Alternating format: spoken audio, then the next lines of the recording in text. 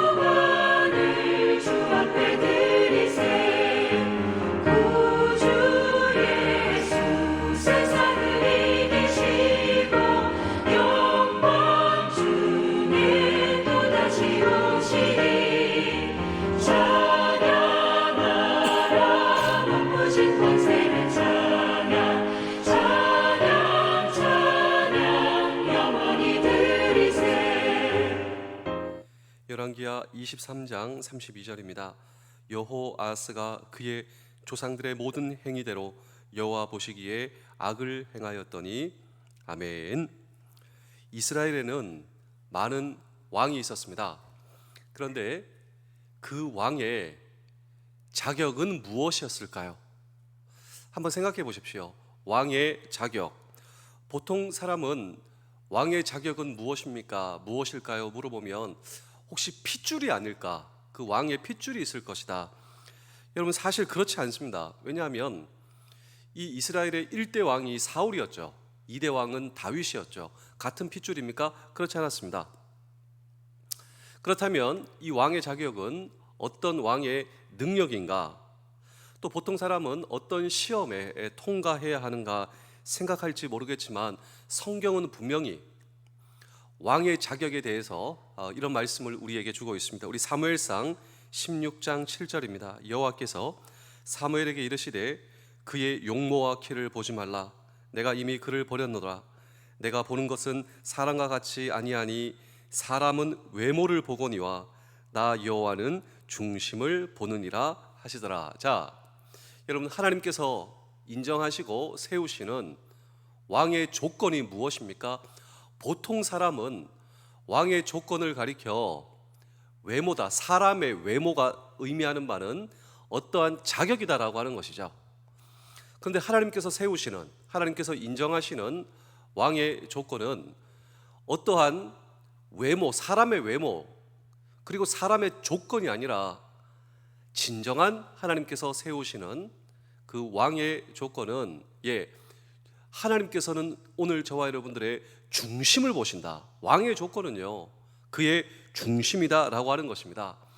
그런데 그 동일하신 하나님께서 저와 여러분들의 외모를 보지 않으십니다. 우리의 조건을 보시지 않으시는 하나님, 그 하나님이 오늘 저와 여러분들의 무엇을 보신다고요?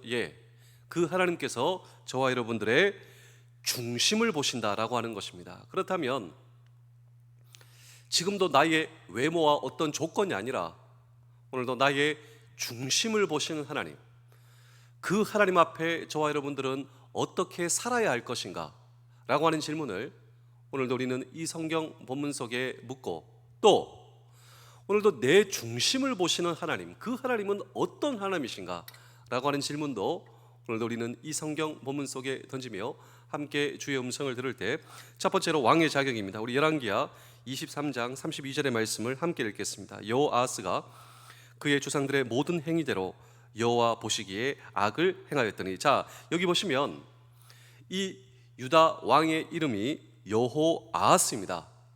그런데 이 여호아하스는 아주 유명한 왕, 하나님께서 보시기에 정직했던 왕 요시야의 둘째 아들입니다. 그런데 이 요시야 왕은 애굽과 이집트와의 전쟁에서 전사하게 되었습니다. 이 배경이 참 중요한데요, 이집트의 왕이 요시야에게 길을 비키라, 마치 여러분 그 임진왜란 전에 이 왜가 명나라를 치기 위해서 올라가야 된다, 이 조선의 왕에게 길을 비켜달라와 거의 동일했습니다. 이 애굽이 강대국과의 전쟁을 위해서 이 요시야, 특별히 이 유다에게 길을 비켜달라, 이 요시야 왕이 절대 허락하지 않는 거예요. 그래서 나가서 전쟁과 싸우다가 요시야 왕이 강대국 이집트 애굽에게 져서 싸움에서 전사해 버렸습니다. 그래서 갑자기 이 아버지가 죽게 된 것이죠. 그리고 이 애굽은 통과해서 이제 강대국과 전쟁하러 나가는 것입니다. 그때 이스라엘 백성들의, 이 유다 백성들에 의해서 선출로 세움받은 왕이 바로 요시야의 둘째 아들 여호아하스다라고 하는 것입니다. 그래서 3개월 동안 왕을 해요. 그리고 3개월 후에 폐위됩니다. 누구에 의해서? 애굽 왕에 의해서. 또 배경이 있습니다. 이 애굽 왕은 이 요시야를, 그 아버지를 이제 죽이고 올라갔지 않습니까? 강대국과 싸우려고. 그리고 그 볼일을 다 보고 다시 내려온다라고 하는 것이죠. 내려와 보니까 자기들끼리 왕을 또 세웠네요. 그 왕을 폐위하고 애굽 왕의 이 여러 가지 그 상황에 맞는 그 왕, 그 둘째가 아니라 둘째를 폐위하고 첫째 아들, 요시야의 첫째 아들을 다시 왕으로 세웠다라고 하는 것입니다. 자, 여기서 한번 생각해 보실까요? 우리는 여호아하스가 3달간 왕하고 이제 폐위되게 되었는데, 그동안 3달 동안 무엇을 했을까? 우리는 이렇게 생각할 것입니다. 여러분, 무엇을 했을까요? 아마도 이 복수심, 우리 아버지를 죽인 애굽, 저 애굽에게 이제 우리 대항해야 된다고 여러 가지를 고민하며 여러 가지 일을 했음에 틀림없습니다. 그래서 우리는 보통 이 왕의 업적으로 그를 평가하죠. 여러분, 3개월 동안 무엇을 했을까요? 나름대로 무엇을 하려고 몸부림쳤다. 근데 시간이 너무나 짧고 짧을 수밖에 없었다. 그리고 적이라고 생각하는 이 애굽과 이집트의 왕에 의해서 폐위되었다. 여러분, 여기서 우리는 이 성경에 중요한 말씀을 보게 되는데, 그 여호아하스가 여호와 하나님 보시기에 악했다라고 하는 것입니다. 여러분, 3개월 동안 무엇을 했을까요? 그럼에도 불구하고 그는 여호와 하나님 보시기에 악했다. 하나님께서는 업적으로 그를 평가하시는 것이 아니다라고 하는 것이죠. 3개월 동안 무엇을 할 수가 있었겠습니까? 우리도 마찬가지죠. 군인에서 어떤 직책에 있어서 3개월만 했습니다. 무엇을 할 수 있을까? 근데 분명한 사실은 여호와 하나님 보시기에 여호아하스는 악했다. 하나님께서는 그의 업적으로 평가하시는 것이 아니라, 하나님께서는 그의 외모를 보시고 자격을 보시고 평가하시는 것이 아니라 그의 중심이 하나님 보시기에 악했다. 그렇습니다. 그는 아버지와 달리 하나님을 의지하지 않았다. 하나님을 의식하지 않았다. 하나님을 신뢰하지 않았다. 이것이 바로 분명한 사실임을 오늘 우리는 이 성경을 통하여서 알 수가 있다라고 하는 것입니다. 여기서 다시 왕의 자격입니다. 여호아스가 요시야의 둘째 아들이다 말씀을 드렸죠. 성경학자들은 보통 첫째가 왕이 되는데 아마도 첫째는 결격 사유가 있었음에 틀림없다. 그래서 아마도 둘째 여호아하스가 왕이 된 것이 아닌가. 그리고 강대국에 의해서 왕이 될 수도 있었다. 여러분, 그 첫째가 다시 이제 왕에 오르지 않습니까? 그래서 그 첫째가 엘리야 김 왕이다. 그는 결격 사유가 있었지만 강대국에 의해서 왕이 될 수 있었다라고 하는 것이죠. 자, 이 첫째 여호아하스의 이름의 뜻을 보실까요? 이름의 뜻은 여호와가 붙드시는 자. 근데 그런 삶을 살지 못했습니다. 이름은 좋았지만 여러분, 하나님을 의지하지 않았고 하나님을 붙들지 않았던 왕. 그래서 하나님 보시기에 악했어요. 두 번째로 여호야김 보실까요? 여호와가 세우신 자. 그도 역시 여호와 하나님 보시기에 악한 자였습니다. 그들은 정말 불행하게도 아버지와 달리 이름과 정반대의 인물이었다라고 하는 것입니다. 두 번째로 곤고의 날, 각성을 촉구하시는 은총을 보시겠습니다. 우리 열왕기하 23장 32절입니다. 여호아스가 그의 조상들의 모든 행위대로 여호와 보시기에 악을 행하였더니, 자, 3개월 동안 왕을 하고 폐위되었던 이 여호아스, 여호와 하나님 보시기에 악을 행하였다라고 하는 것이죠. 여러분, 그의 아버지의 죽음 이후 애굽의 통치를 받지 아니할 수가 없었다라고 하는 것입니다. 분명한 사실은 첫 번째로 하나님께서는 외모, 사람의 업적으로 그를 평가하시는 것이 아니라 그의 중심을 보신다.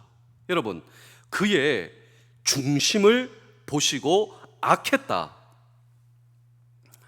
오늘 저와 여러분들은 어떠실까요? 우리는 여호아하스를 참 딱하다, 어떻게 그렇게 했을까? 여기서 끝나면 안 되죠. 그 동일하신 하나님께서 오늘 저와 여러분들의 중심을 보신다라고 하는 것입니다. 여러분, 정말 우리는 여호아하스와 다를까요? 저는 오늘 이 말씀을 묵상하다가요, 다르지 않다라고 생각합니다. 왜냐하면 그는 그에게 주어진 직책을 감당하기 위해서 몸부림쳤을 것입니다. 아니, 우리보다 더 절박하죠. 아버지의 죽음을 두 눈으로 똑똑히 봤습니다. 그리고 그 애굽이 이제 강대국과 싸우러 올라갔다가 이제 내려올 것입니다. 그 애굽과 그 애굽 왕과 우리 아버지를 죽인 그 원수와 이제 맞닥뜨려야 됩니다. 지금 뭐라도 하기 위해서 몸부림치는 인생. 근데 정말 중요한 것은 여호와 하나님 보시기에 악했다라고 하는 것이죠. 오늘 저와 여러분들은 어떨까요? 과연 반전의 카드가 있단 말입니까? 여기서 희망이 있단 말입니까? 예, 저는 희망과 반전의 카드를 보게 되었는데, 그 반전의 카드가 무엇인가? 중심을 보시는 하나님, 그 하나님 앞에 이것이 반드시 필요합니다. 여러분들은 이것이 무엇인 줄 아십니까? 그리고 이것을 여러분, 이 카드를 사용하고 계십니까? 여호아하스는 그렇지 못했어요. 그런데 그 아버지는 이것을 사용했어요. 다윗도 마찬가지입니다. 이것을 사용해 중심을 보신 하나님. 그것이 무엇이냐면요, 그것이 바로 회개입니다. 회개란 무엇인가? 우리의 중심을 돌이키는 거예요. 하나님 앞으로 우리의 마음을 돌이키는 거예요. 여러분, 회개라고 하는 단어, 이 단어의 한자를 한번 보실까요? 이 회개는요, 뉘우칠 회, 우리의 마음을 뉘우치게, 중심을 보시는 하나님 앞에 우리의 마음을 뉘우치고, 그리고 개는 고칠 개입니다. 우리의 마음을 고친다. 히브리 단어로 슈브입니다. 슈브. 그리고 이 신약의 헬라어로 메타노에오, 똑같이 우리의 마음과 우리의 중심을 돌아서다 우리의 마음과 생각이 바뀌어져서 전혀 새롭게 된, 이것이 바로 중심을 보시는 하나님 앞에 희망과 반전의 카드다. 이 카드가 우리의 삶 속에 여러분 정말 구현되고 있는가, 이것을 점검하셔야 돼요. 이러한 회개를 전제로 한 믿음으로만 구원을 얻을 수가 있는 것입니다. 우리 마가복음 1장 15절을 읽겠습니다. 이르시되 때가 찼고 하나님의 나라가 가까이 왔으니 회개하고 복음을 믿으라 하시더라. 여기서 보시면 순서가 나오죠. 이 순서가 우리의 눈을, 시각을 사로잡는다라고 하는 것입니다. 믿음에 앞서서 회개가 있어야 함을 가르치고 있습니다. 이것이 무엇인가요? 오늘 저와 여러분들의 중심을 보신 하나님. 여러분, 내 중심이 단순하게 하나님, 내 중심이 어떤 중심입니다. 또 단순하게 내 중심을 좋게 보실 거야, 그렇게 내가 생각한다고 하나님께서 내 중심을 보시고 여러분 그렇게 평가해 주십니까? 그렇지 않다라고 하는 것이죠. 여호와스도 마찬가지였을 것입니다. 우리 아버지가 여호와 하나님 보시기에 정직하게 살았어, 나도 좋게 봐 주실 거야. 여러분, 그렇게 생각한다고 하나님께서 그를 좋게 봐주셨습니까? 그렇지 않아요. 어떤 업적으로 그를 평가해 주셨습니까? 그렇지 않아요. 외모를 보고 평가해 주시지 않으신 하나님, 업적을 보고 평가하지 않으시는 하나님, 그의 중심을 보시고 평가해 주시는 하나님. 그런데 그 중심을 보시고 어떻게 평가해 주십니까? 이것이 있어야 되는데요, 회개가 있어야 된다라고 하는 거죠. 믿음에 앞서서 우리의 중심을 보시는 하나님 앞에 회개가 있어야 한다라고 하는, 그래서 저는 이 아침에 회개를 말씀드리고 이 설교를 마무리하겠습니다. 여러분, 회개의 참뜻을 이해하지 못하는 사람들이 굉장히 많은데요, 내가 받게 될 벌이 두려워서, 징계가 두려워서 이 회개를 후회와 동일시하는 사람들이 있는데요, 그래서 일시적인 변화된 모습, 성경에서 말씀하시는 진정한 회개가 아니다라고 하는 것입니다. 진정한 회개는 무엇이냐? 우리 마가복음 1장 4절입니다. 세례 요한이 광야에 이르러 죄 사함을 받게 하는 회개의 세례를 전파하니. 자, 여기 보시면 이 회개는 두 가지 종류가 있어요. 첫 번째로 우리의 죄를 인식하고 고백하는 단계에 머무르는 것이 아니라 다시는 이전의 죄로 돌아가지 않는 것을 뜻한다. 이것이 바로 회개다라고 하는 것입니다. 그래서 첫 번째, 이 회개는 복음을 믿고 구원을 얻게 하는 단 한 번으로 이루어지는 회개가 있으며, 두 번째로 그 이루어진 구원을 유지하기 위해 내 삶을 통해 계속해서 해야 하는 회개가 두 번째의 회개다라고 하는 것입니다. 이 회개를 우리는 잘 이해해야 된다라고 하는 것이죠. 그래서 저는 습관적 회개의 문제점을 여러분 말씀드리고 싶습니다. 우리는 죄를 반복합니다. 그런데 그 중심에는 별로 가책을 받지 않기 때문이다라고 하는 것입니다. 또 인간의 연약성을 변명으로 삼아 어쩔 수 없이 죄를 반복해서 짓게 된다 말하면서도 계속해서 그 죄에 머물러 있다라고 하는 것이죠. 그런데 기억하셔야 됩니다. 이는 주님의 구원의 능력과 하나님의 죄 사하심의 능력, 그리고 성령의 성결케 하시는 능력을 말로만 믿는다 하면서도 실제로 확신하지 않고 있기 때문에 그렇다라고 하는 것입니다.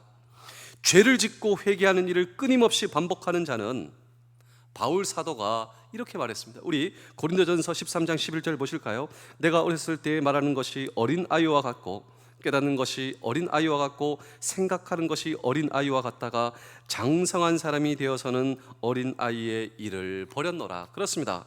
하나님께서 오늘 저와 여러분들을 위해 기대하시는 기대는요, 성장입니다. 성장.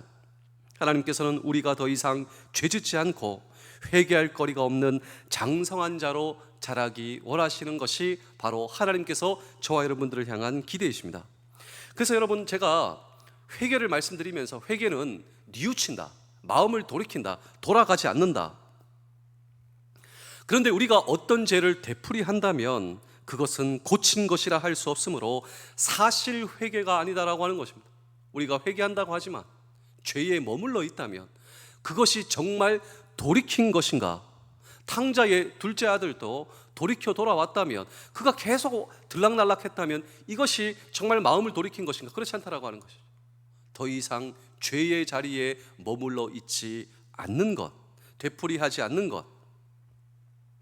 그런데 되풀이한다면 우리는 사실 다음에 죄를 지을 준비 상태가 되어 있는 것에 지나지 않는 상태이다라고 하는 것입니다. 여러분, 천주교의 고해 성사를 보실까요? 저는 다를 바가 없다라고 생각하는데요, 절대 죄와 단절하지 못하고 일평생 죄를 되풀이하며 살아가는 것.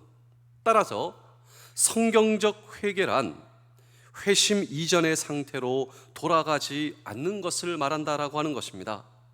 곧 우리는 복음을 듣고 우리의 죄를 깨달으며 이전의 삶에서 돌이켜 새로운 마음으로 주님을 믿기로 결단하였던 그 회개의 상태를 변함없이 유지해야 하며 우리를 구원해 주신 목적에 합당하게 하나님 앞에 거룩하고 흠없는 자들이 되기 위하여 죄를 짓지 않는 삶을 살도록 오늘도 우리는 예수 그리스도의 보혈의 피를 의지하며 오늘도 주님을 의지해야 합니다. 우리 에베소서 1장 4절입니다. 곧 창세전에 그리스도 안에서 우리를 택하사 우리로 사랑 안에서 그 앞에 거룩하고 흠이 없게 하시려는 하나님의 기대가 저와 여러분들의 기대다라고 하는 것입니다. 제가 한편의 이야기를 들려드리고 오늘 설교를 마치겠습니다. 여러분은 부흥의 정의를 무엇이라고 생각하십니까? 그래서 보통 목사님들도 이렇게 얘기합니다. 교회가 많이 부흥됐습니까? 그래서 길게 얘기하지 않았지만 우리 교회에 몇 명 모이는가, 또 이전에 몇 명 모였는데 지금은 몇 명 모이는가, 이 숫자를 가리켜 부흥과 동일시합니다. 그러니까 사람들이 많이 모이면 부흥했다, 사람들이 많이 모이지 않으면 부흥하지 않았다. 그런데 성경이 말하는 이 부흥의 정의는 무엇이냐면요, 쉽게 얘기하자면 회개입니다. 회개. 왜냐하면 회개와 부흥은 뗄래야 뗄 수 없는 관계이고 2000년간 기독교의 역사를 돌아보면 부흥 운동이 일어났던 현장은 반드시 회개의 역사가 먼저 일어났다라고 하는 것이에요. 그래서 어렵지 않습니다. 부흥이 뭐냐? 부흥은 회개다. 그리고 많은 사람들의 회개가 아니라 오늘 저와 여러분 개인이 정말 하나님 앞에 죄사함의 은혜로 구원을 받고 그 구원의 은혜에 감격하며 이전의 삶으로 돌아가지 않고 하나님과의 관계에서 기쁨. 자, 그렇다면 물론 인간이 연약하다 우리가 변명할 수 있지만 그 연약함을 변명 삼아서 계속 들락날락 하는 것이 아니라 하나님 앞에 통회하고 자복, 하나님 용서해 주십시오. 이러한 이 우리에게 주신 구원에 대한 그 감격으로 하나님 앞에 회개하며 돌아가는 것. 그래서 여러분, 이 사람 한번 보실까요? 제가 이 사람을 얘기할 텐데요, 여러분, 이 사람은 어떤 사람입니까? 다른 사람의 가정을 깨트린 사람이에요. 가정 파괴범. 유부녀를 임신시키고 그 남편을 죽였습니다. 여러분, 이 사람은 어떻게 하면 좋을까요? 그는 1년간 가까이 그 사실을 자각하지 못했어요. 얼마나 나쁜 사람입니까? 이 사람은 어떻게 해야 되겠습니까? 이 사람이 누구입니까? 다윗이에요. 그의 별명이 무엇입니까? 하나님의 마음에 합한 다윗이 오늘날로 따지면 매장당해도, 손가락질 당해도 여러분 정말 이런 사람이다라고 하는 것이죠. 얼마나 나쁜 사람입니까?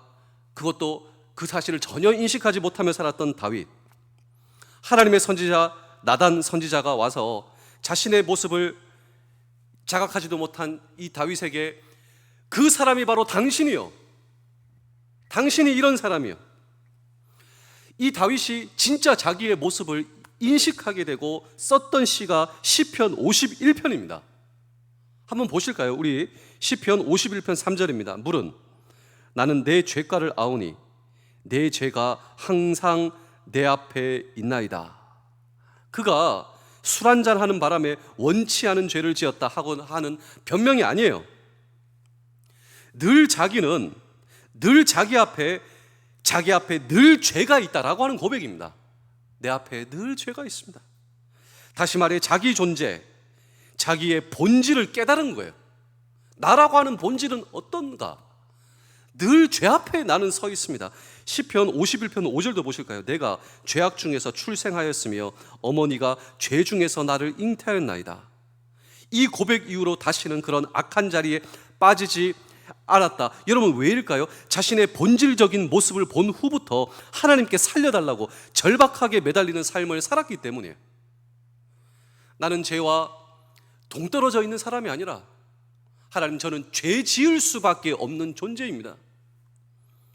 그래서 하나님이 필요합니다. 하나님이 저 살려주셔야 합니다 라고 하는 진정한 성경의 회개를 구사하였고, 하나님께서 그의 중심을 보셨다라고 하는 것입니다. 그 중심을 보셨. 하나님이 필요합니다. 저는 죄 지을 수밖에 없는 존재입니다. 다윗의 외모를 보고 업적을 보고 그를 평가해 주시고 하나님 마음에 합한 자가 아니라 그의 중심을 보시는 하나님 앞에 정말 회개하였다라고 합니다. 이런 회개가 우리의 삶 속에 있습니까? 나는 정말 죄 지을 수밖에 없는 존재이다. 그래서 하나님이 필요하고 하나님이 저 살려주셔야 합니다. 오늘도 연약한 존재, 저는 유혹에 빠질 수밖에 없습니다. 저는 죄 가운데 살 수밖에 없습니다. 하나님께서 저 도와주시옵소서. 여러분, 우리 주변에 보면요, 우리는 어떤 목회자가 어떤 구설수와 스캔들에 휘말리게 되면 손가락질합니다. 목회자뿐만 아닙니까? 정치가도 마찬가지죠. 저런 인간이 있냐고. 그런데 그런 일들은 그런 사람들에게만 일어나는 것이 아니라 다음은 우리 차례다라고 하는 거예요. 내가 될 수 있다. 내가 별반 다른 사람이 아니다. 내가 운이 좋아서 드러나지 않아서 내가 이렇지만 죄악이라고 하는 것은 특이한 소수의 사람에게만 일어나는 일이 아니라 다음은 나다. 나에게도 일어날 수 있는 일이다. 이것을 자각하지 못하면요, 언제 어디서 넘어질지 모르는 일이에요. 하나님이 필요하지 않다라고 하는 것이죠. 많은 경우 아부하고 칭찬해주는 사람에게만 둘러싸여 이 사실을 자각하지 못하고 있다가 넘어진다. 그렇기 때문에 여러분, 이 사실을 우리가 자각하고 회개의 자리에 서야 됩니다. 하나님은 오늘 저와 여러분들의 중심을 보시기 때문입니다. 기도하겠습니다. 하나님 아버지, 똑같은 하루를 산다고 아무런 기대 없이 살지 않게 하시고 나에게 소망을 주시고 꿈을 주시는 아버지를 기대합니다. 내가 알지 못하는 나의 재능을 알아보시는 주님, 제가 깨닫지 못하는 나의 장점을 들어 사용하시는 주님, 나의 약점을 강점으로 바꾸어 활용하시는 주님, 주님은 나를 통해 어떤 일도 하실 수 있습니다. 아버지는 나의 가능성을 하늘보다 더 크게 보십니다.